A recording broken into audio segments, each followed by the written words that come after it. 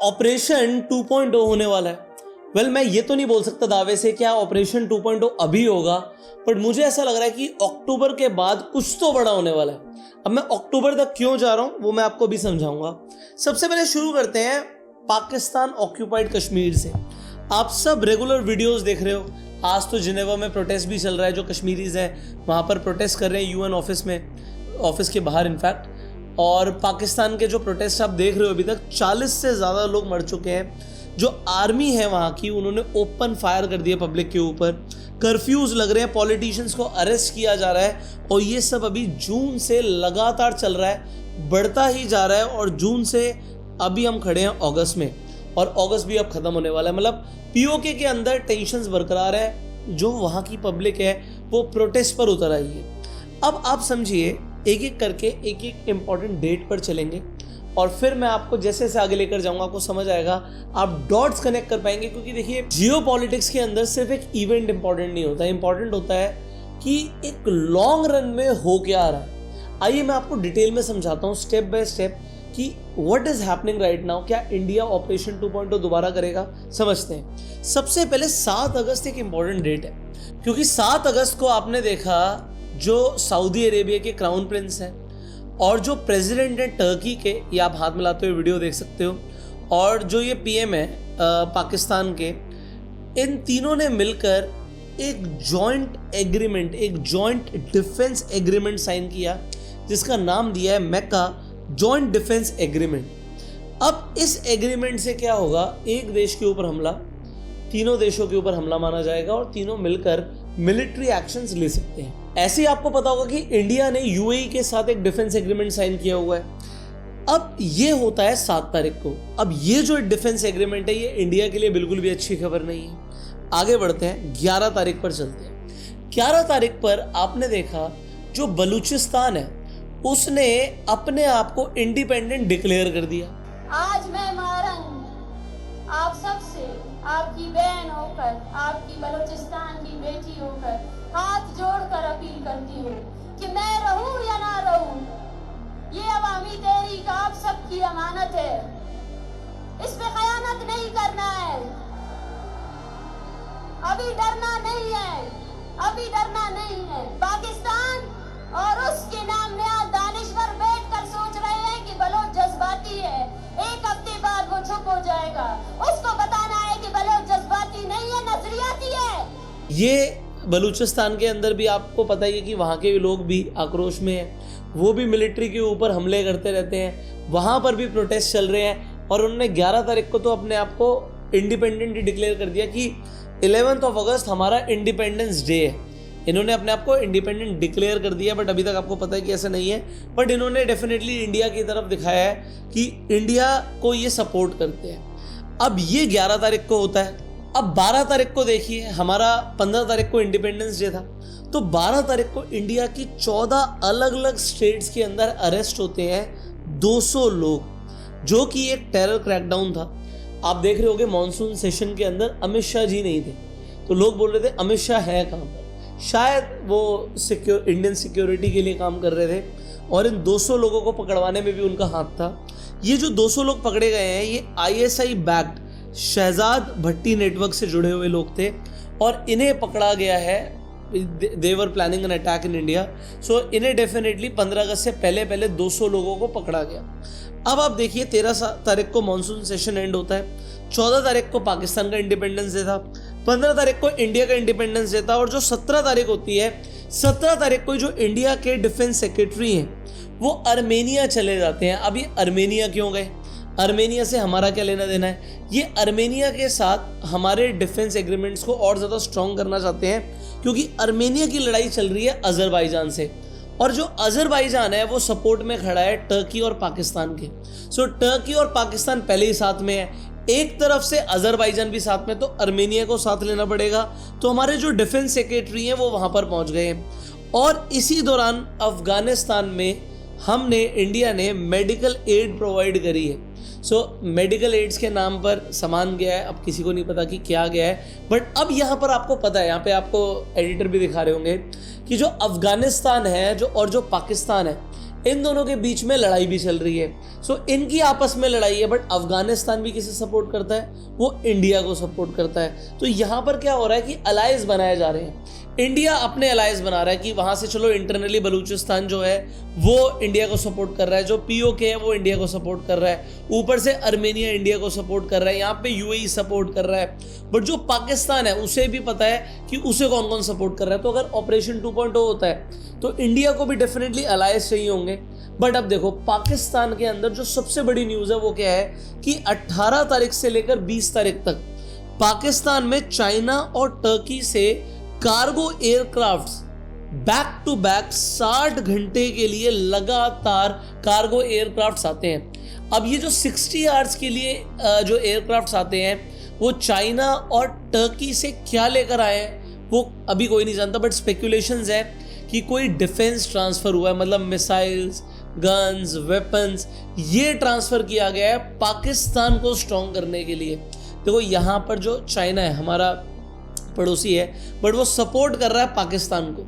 अब ये अगर पाकिस्तान को सपोर्ट कर रहा है तो एक चीज़ मैं आपको और बता दूं, 19 तारीख को जो US एम्बेसडर है सर्जियो गौर वो इंडिया आए हुए थे, और वो इंडिया आए थे कश्मीर और लद्दाख के ट्रिप के लिए। 2 दिन के ट्रिप में वो श्रीनगर गए, वहाँ के CM से मिले और उन्होंने वहाँ से एक स्टेटमेंट दी है जिसने आप कह सकते हो कि थोड़ा सा मतलब कई लोगों को खुश कर दिया, कई लोगों को नाखुश कर दिया। तो उन्होंने क्लियरली बोला कि जो जम्मू एंड कश्मीर है वो इंडिया का एक इम्पॉर्टेंट पार्ट है। It's a pleasure to be here. As everybody here knows, I'm the U.S. Ambassador to India, and this is an important part of India, and so I'm here visiting for the first time. It is an incredibly beautiful place, and so I'm thrilled to be here, thrilled to see this place. We just had a very good meeting, and we have some follow-ups that we hope to take back to Washington, back to Delhi. But a very warm, a very cordial. अब 19 तारीख को जब US ambassador ऐसा कहते हैं तो 20 तारीख को पाकिस्तान के अंदर क्या होता है इसे भी देखिए। पाकिस्तान के अंदर एक नया डिफेंस एक्ट पार्लियामेंट के अंदर पास हो जाता है जिसका नाम है defence forces of Pakistan act 2026। अब इस एक्ट के अंदर जो फील्ड मार्शल आसिम मुनीर थे, अब तो खैर वो चीफ ऑफ डिफेंस फोर्सेस हैं, बट इनको कुछ और पावर्स दे दी गई हैं। आप यहाँ पर आर्टिकल भी देख सकते हो, Pakistan expands power of military chief. अब इनके पास सुप्रीम पावर है। सुप्रीम पावर समझिए, अब एयरफोर्स भी इनके अंडर है, नेवी भी इनके अंडर है, आर्मी भी इनके अंडर है। मतलब इनके पास एक नई पावर है जिससे ये तीनों फोर्सेस के साथ कंबाइंड जॉइंट ऑपरेशंस कर सकते हैं। तो अगर इन्हें कोई भी मदद चाहिए तो तीनों फोर्सेस को ये अकेले डायरेक्शन दे सकते हैं। अब इनके पास ये पावर्स आ गई है। दूसरी चीज़, जो न्यू डिफेंस फोर्स के लिए हेडक्वार्टर बन रहा है वो रावलपिंडी में बन रहा है, और वो भी आसिम मुनीर के लिए बन रहा है क्योंकि ये अब CDF बन चुके हैं। सो CDF के लिए एक नया हेडक्वार्टर बनाया जा रहा है, और ये जो CDF है आसिम मुनीर अभी के लिए वो डायरेक्टली अब प्राइम मिनिस्टर को रिपोर्ट करेंगे और वो प्राइम मिनिस्टर के प्रिंसिपल मिलिट्री एडवाइजर बन जाएंगे। मतलब एक तरफ देखो, कहीं ना कहीं ऐसा नहीं लग रहा कि जो पाकिस्तान है वो जंग के लिए तैयारी कर रहा है। अब 19 तारीख को US एम्बेसडर ने ऐसा बोला, 20 तारीख को आसिम मुनीर के पास और ज़्यादा पावर्स आ गई।